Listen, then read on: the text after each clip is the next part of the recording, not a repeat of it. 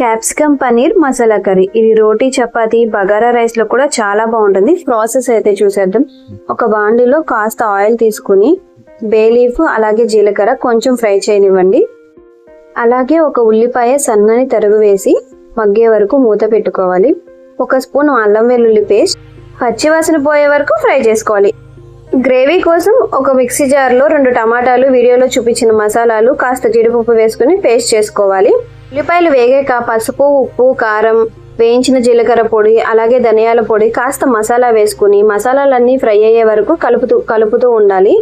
అలాగే కొంచెం జీడిపప్పు, మనం ఇందాక గ్రైండ్ చేసుకున్న పేస్ట్ వేసి నూనె పైకి తేలే వరకు మూత పెట్టుకుని ఉంచాలి.